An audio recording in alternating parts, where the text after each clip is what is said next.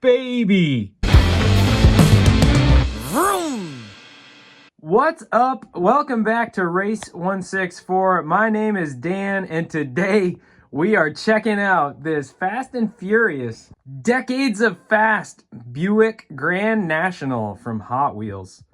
And I can tell you already, this has probably my favorite Hot Wheels feature ever. Let's take a closer look at it, and then we'll put it on the track and find out if it's fast. First of all, let me just say I'm coming into this with a little bit of bias because I really like G-bodies. I don't know what it is. They kind of just look like, your grandma's car when you were growing up, but I don't even really know why. I just like them.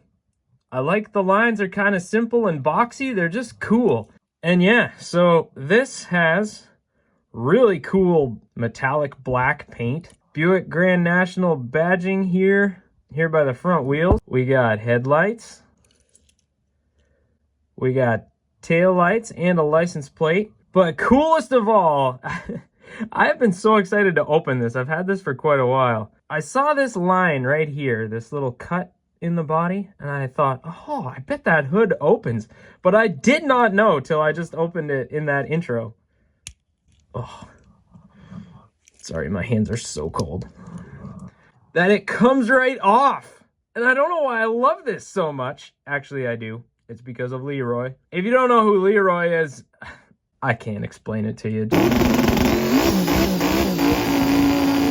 Just go watch some Cletus and then come back. So you can run this with or without the hood, which is just so cool. Or if you're into a diorama, you could, have it in the shop with your guys working on the motor. And it's just cool.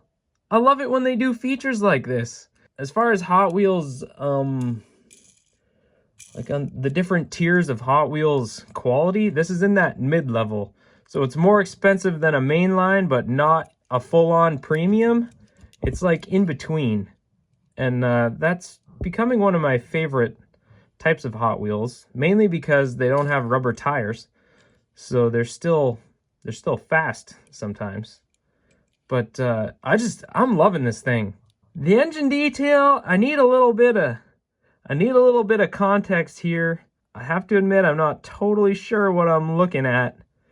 These might be turbos mounted in a weird way, and I can't tell if these are two like great big air breathers or what. I don't know if this is an accurate engine bay or if they just filled it with sort of generic looking mechanical bits.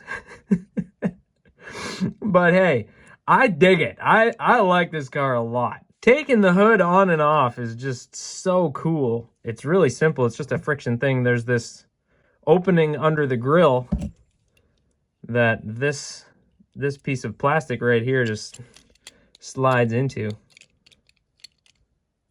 And I dig it. I know I've already said it. I can't stop saying it. Metallic black looks good. The G-body silhouette is, I'm here for it. Nice detail on the front and back. And you can take the entire hood off, man. So fun. Would have been cool to get a little more exhaust detail. So yeah, there is that. So let's find out if this thing's fast at all. And we're gonna run it with and without the hood. Hoods are good for aerodynamics, but we also know that having no hood is good for letting those bald eagles breathe. Here it comes out of the Pro Stock start gate. Oh my. And the hood came off and I don't know where it went. So, well, let's run it with no hood and just see if that makes a difference. I have a feeling it won't, but you never know. Nope. No bueno. All right. I found the hood, and then I dropped it again, and then I found it again. So we're good to go. Let's turn up the boost and see if this can make it as a super stock. Come on, Buick. Let's see what you got. All right, here we go. We got a contender. Making it around, finishing in a lap, stopping in the snowy end zone here. The Grand National has qualified for the super stock bracket, But before we dig the Miata out of the snow, let's just run this with no hood and see if for some reason it looks faster. Okay, well, it definitely looks faster, but I mean, like, let's see if it goes faster. Probably worth mentioning that this removable hood makes this not the greatest one for a little kid's collection. Because first crash, we lost the hood. I was able to find it, but like for a little kid, that thing's probably gone. So I hope they like it this way. And I mean, why wouldn't they? It's awesome.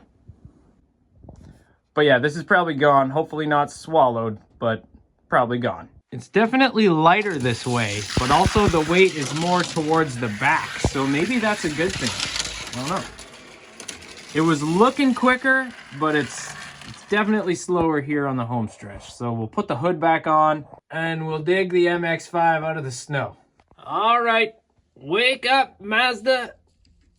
Your hibernation is over. All right, Grand National versus Miata. If you want to move up the bracket, you got to win from the outside lane. All right, we're racing in the Freedom Shed. It has been a while. Actually kind of close. The Buick is going to take the W and claim the 4th spot on the Super Stock ladder, kicking out the tricked out MX-5, which I can't say is surprising. None of us really thought it was going to survive here on the ladder, but hey, we needed a 4th one to fill out the bracket. So the Buick survives and moves on. It's going to challenge the Mustang Dark Horse for 3rd place on the ladder. All right, here they come. Chevy versus Ford, the G-Body leading down the backstretch, and it's going to take the easy win and move up to 3rd place over the Mustang. The Buick looks even stronger in this race here. The Mustang looks a little bit sloppy, and that's really the biggest difference. It doesn't seem like the G-Body is crazy fast, but it's more stable than the Mustang. So the Dark Horse slides down to 4th.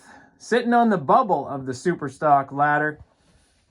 The G-Body is going to move up to challenge for 2nd against the Dark Horse's bigger, meaner, flashier sister, the sparkly GTD. All right, here they come. Wow! That was an awesome entrance into turn 1, but the GTD puts a gap on the Buick after the corner. I was at a bit of a loss for words. It was so close and then so not close.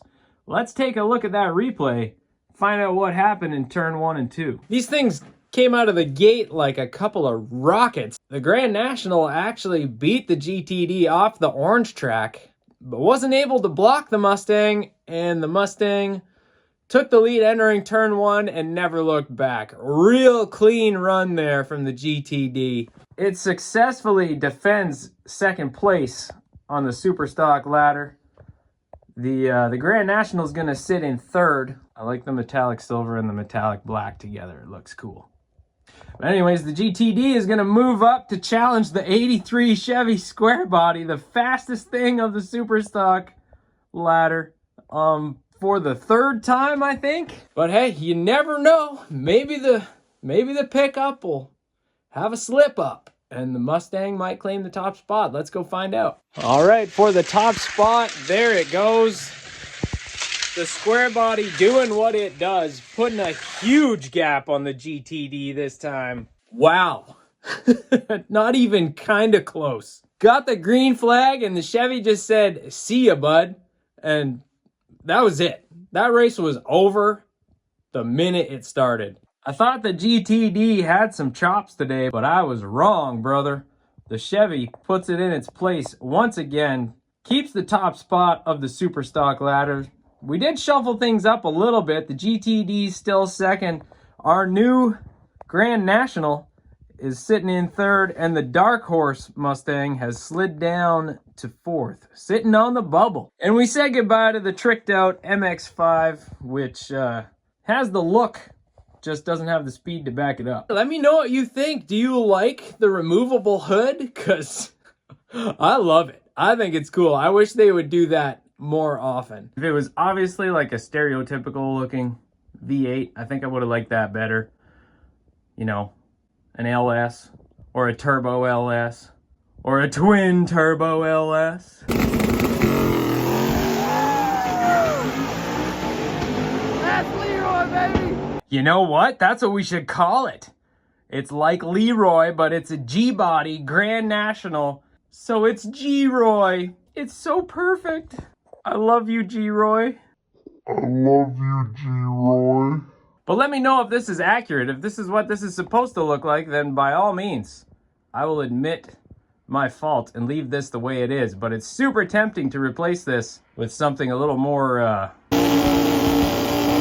But yeah, I'm willing to say this is my new favorite, boys. It's not perfect, and there's definitely, absolutely 100% some recency bias in there, but I think this is currently my favorite casting in my collection. And I would love to see Hot Wheels do more of these removable hoods.